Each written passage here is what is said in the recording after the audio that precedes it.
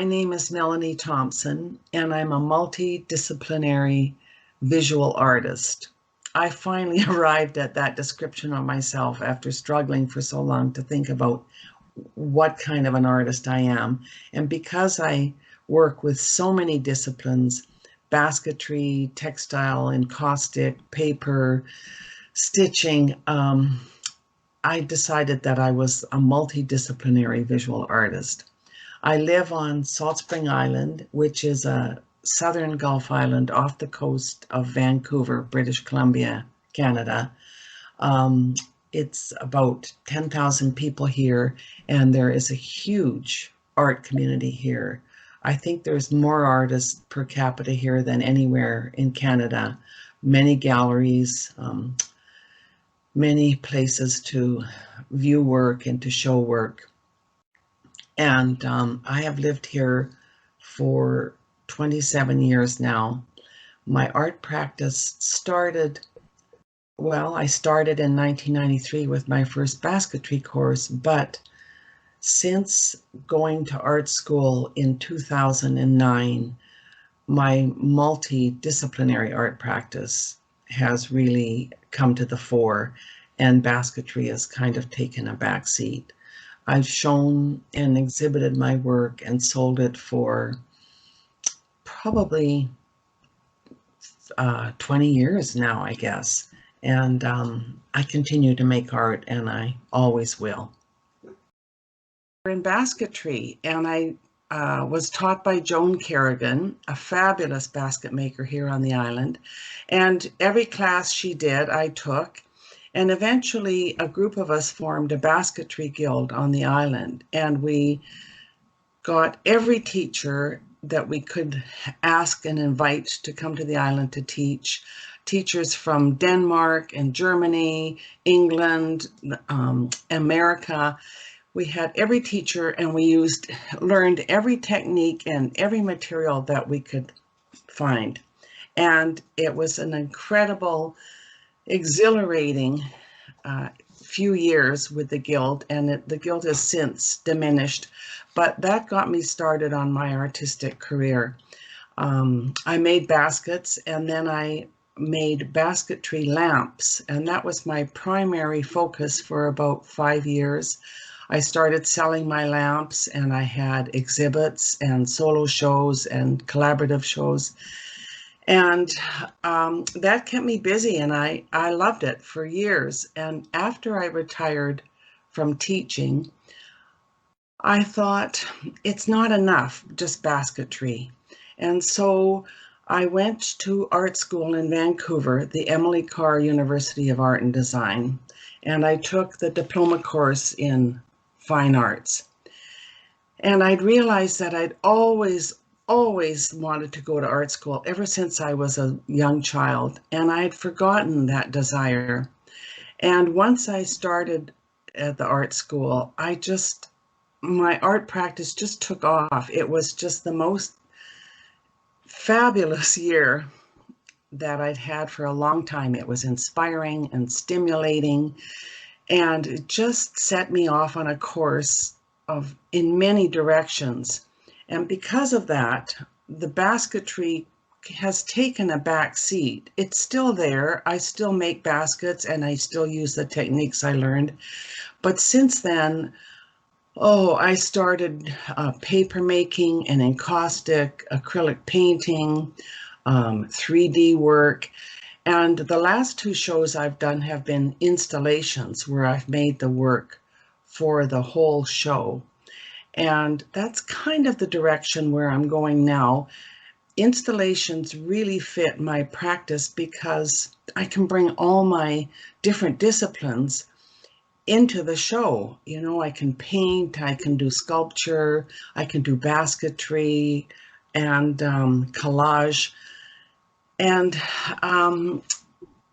that's kind of where I'm at now. I just use all my techniques. I don't specifically work on one technique or one discipline at a time. I just bounce around from one to the other. And I'm currently making work for a show this summer with an artist friend. and that show is tentatively called Material Considerations.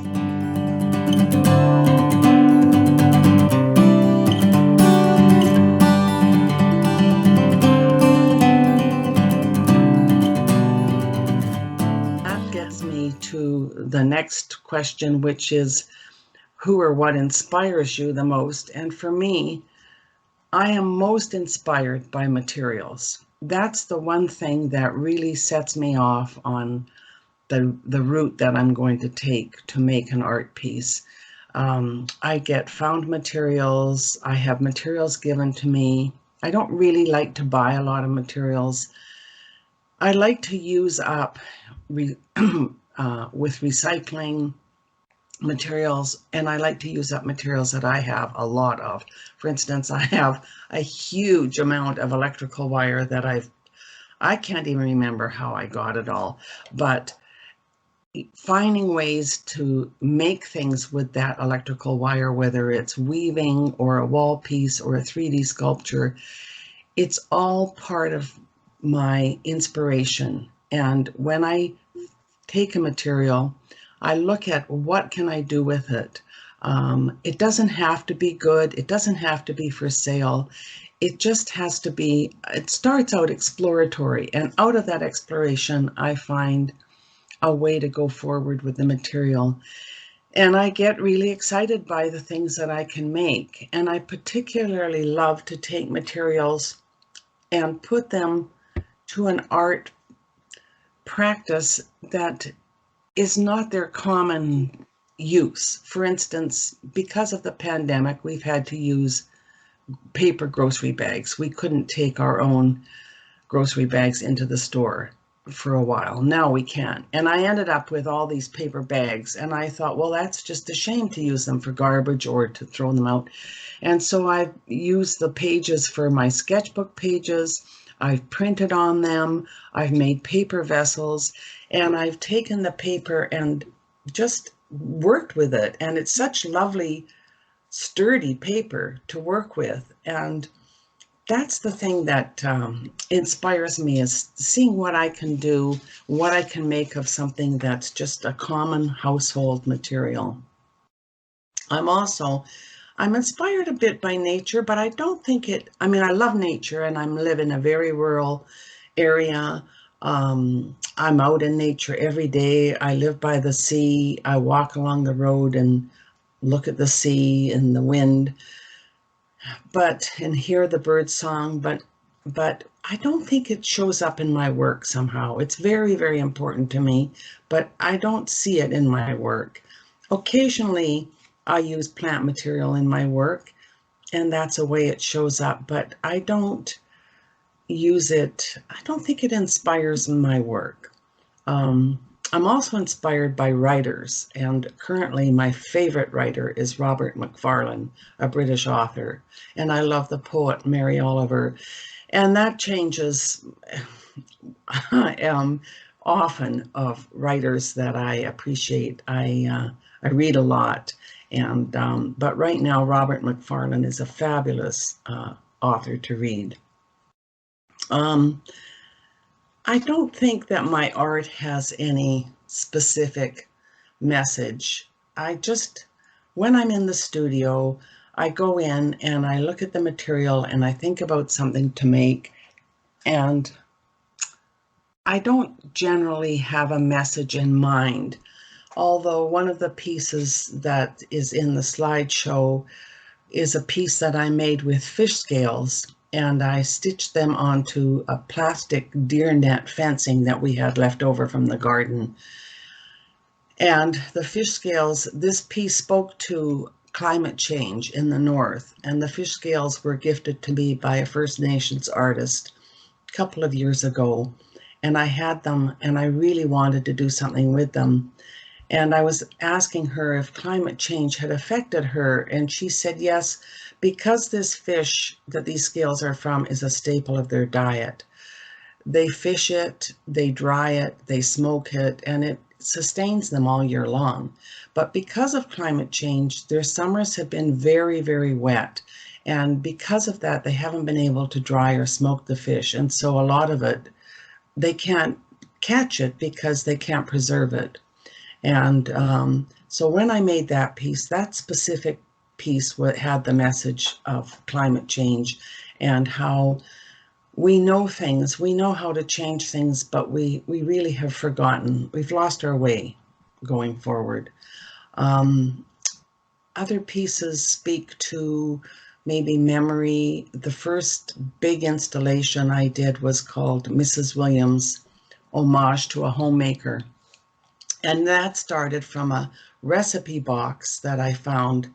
And when I opened it, I looked at the recipes inside that were written in such beautiful penmanship, old cursive dip pen and ink recipes. And I just thought immediately, I've got to do a show about this. And perhaps because I was brought up in the 50s and the homemaker was just a person who everybody I knew, their mom was just mostly a homemaker. I don't think I know any mothers that went to work. And I made the show thinking of the homemaker's skills and the incredible artistry that they brought to the family, stitching and textiles and preserving and cooking and knitting and all kinds of ways that a homemaker was creative. And I thought we really need to honor that. And so I made a show that was an installation of a 1950s kitchen. And everything in the show was made reflecting that atmosphere, but it was made with a contemporary twist. For instance, I knitted a copper wire apron, and we made a dress out of the black deer net fencing that I have, and made aprons out of cookbook pages.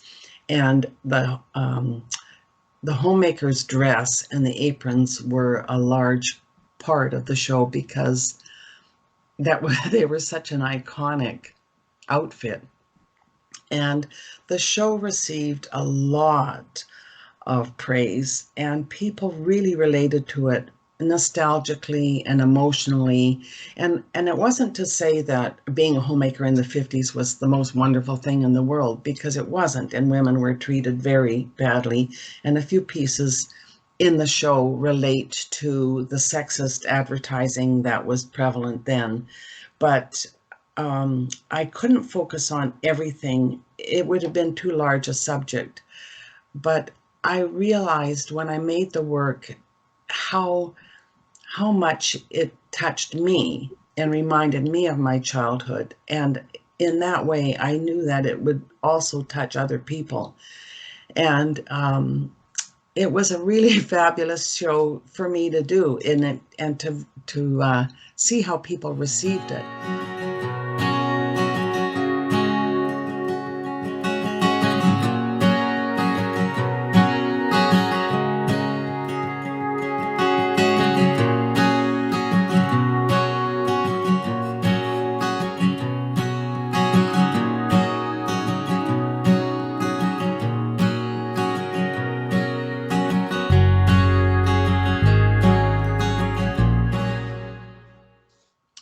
The next installation I did, or one of the next, was a shadow show.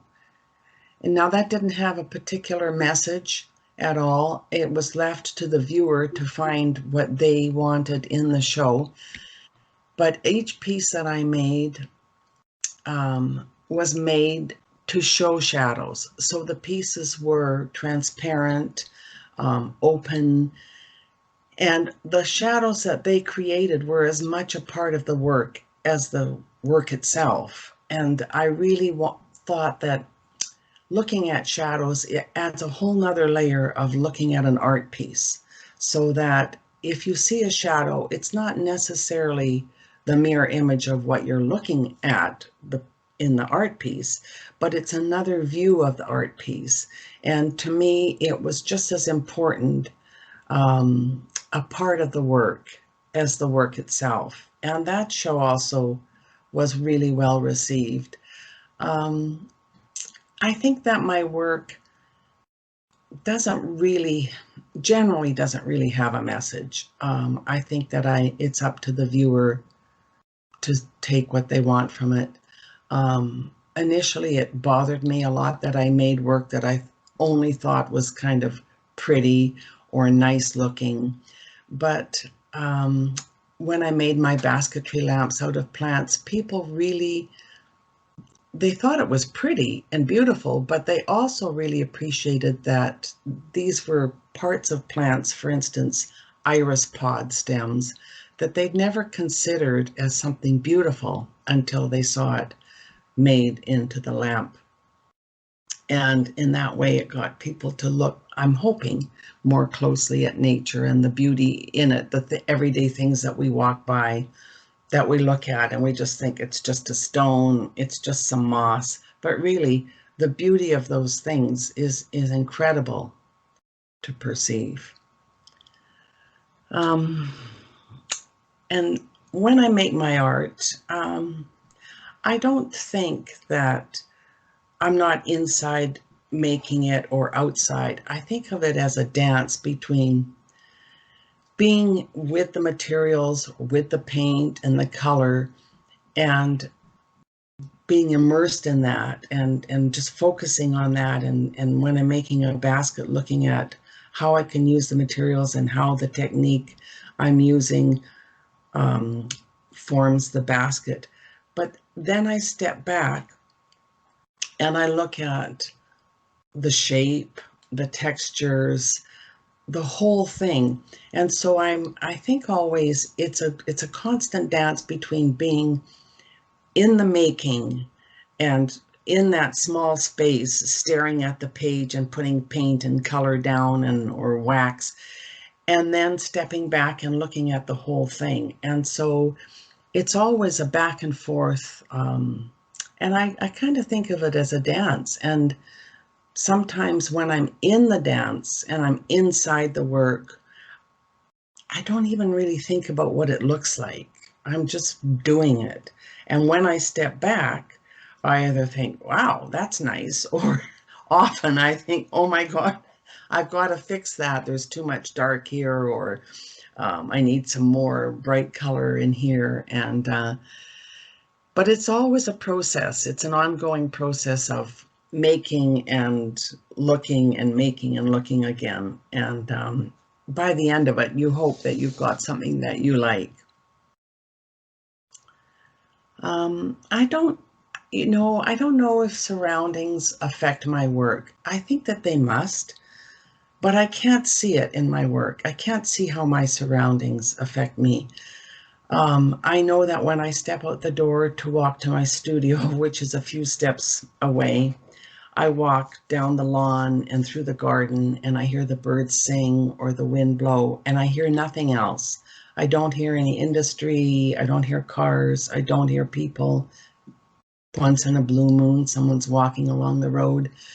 But really, it's just the silence and being in nature. And I think that my surroundings are so important to me. I really want to be in a place that I like. I want to be in a room where there's good light and where I like being. But I don't see it coming out in my art. I can't see that it affects my art, but I just think it must. It must in some way. And I guess if I lived in somewhere like Mexico where colors are bright and the sun is hot, that perhaps there I would use bright, hot colors and love them as I do when I see them in Mexico. When I see them here, I think, oh no, that doesn't fit. So mostly, I guess, the way my surroundings affect my work is that it's in my color palette, which is often, I tend towards a range of blues, a range of greens, maybe some pale yellows, mostly the colors in nature. And likewise, I don't think that events affect my work. When I go into my studio and I shut the door, it's kind of like the world is shut out from from my life. I don't think about the pandemic. I don't think about climate change. I don't think about any of the harsh realities. When I'm making my work, usually I don't know what I'm thinking of. I really couldn't say. Perhaps things cycle through my mind, things that have happened in my daily life or things that are about to happen. But mostly I seem to be in a space that's just kind of not there. I can't really say what I thought about or what I was thinking. And so I don't think that events really affect my work. If something not great has happened, perhaps that dulls my inspiration or dulls my creativity, or I don't feel like really making anything, or what I do make doesn't really come out in a nice way or a way that I like. But generally, I think once I'm in my studio, that's me there in that space, and it's totally my own little bubble. And I get lost in that space. And it's a space I love to be. I love the creative space. And I think it's really important for people to be able to experience it. I hate to hear people say I'm not creative, or how do you ever come up with these ideas, or how do you do that? I just think anybody can.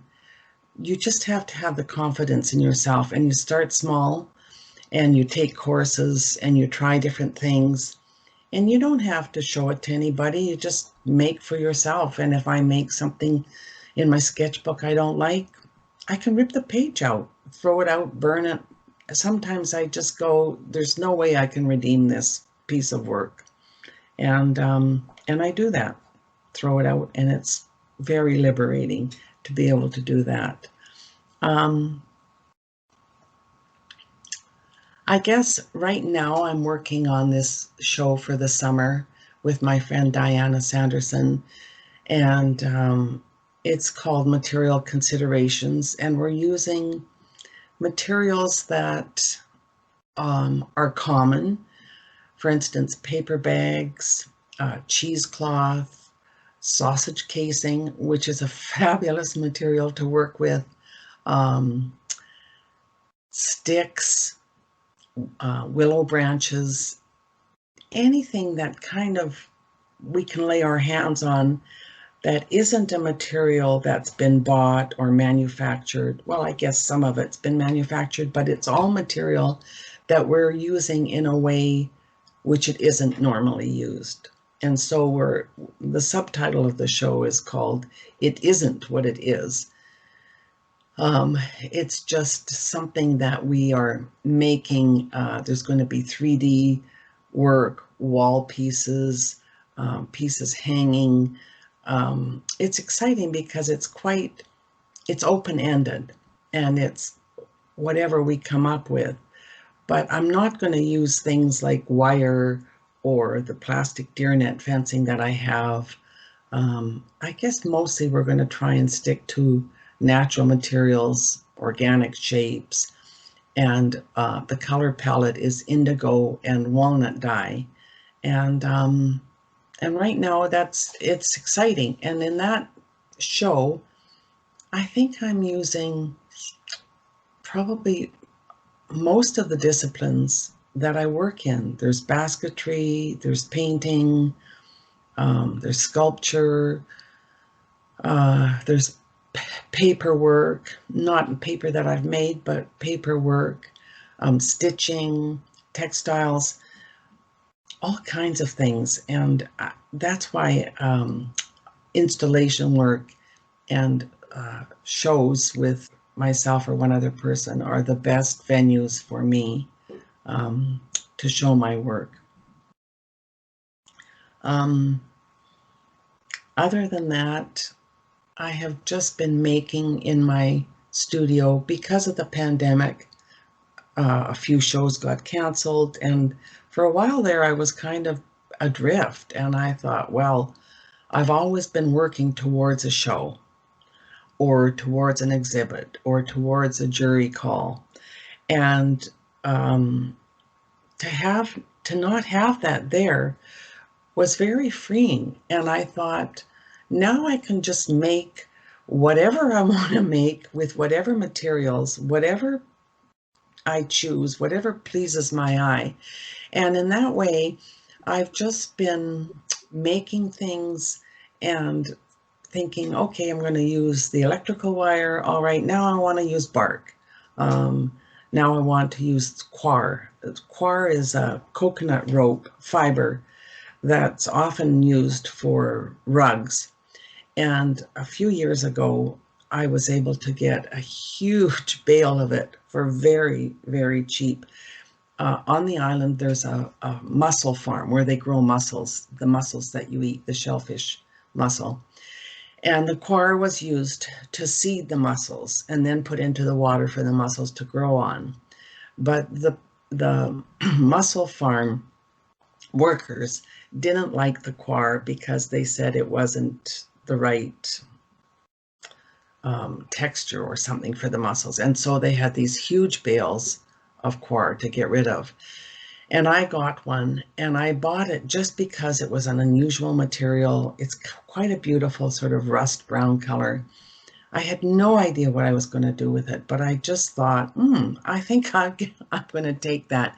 And often that's how I end up with materials. I see, I don't know, a box of something, and I just think, okay, I don't know exactly what I'm going to do with it, but I think it's interesting. I think I'll figure something out. And eventually I do.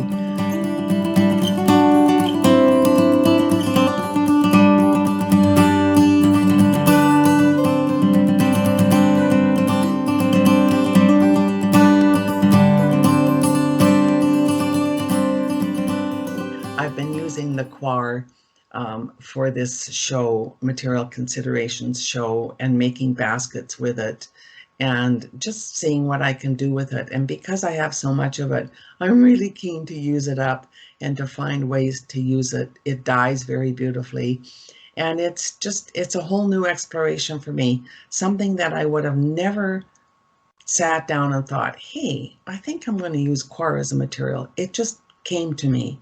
And most of my materials that I work with, that's how they do. That's how I get them, is they come to me. Somebody will have a box of old electrical wire or electrical components and say to me, I don't know, do you want this?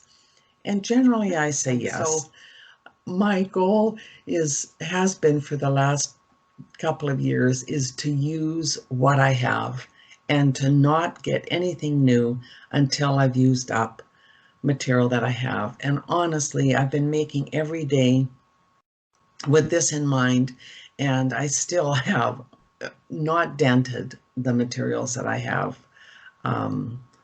But that's the whole joy, is to take the material and see what I can make of it. I think that I'm working in isolation all the time. My husband is also an artist, and he has his own studio. He's works with metal, and every day we go off into our workshops, and we kind of stay there and come out every now and then for a break and a cup of tea, lunch.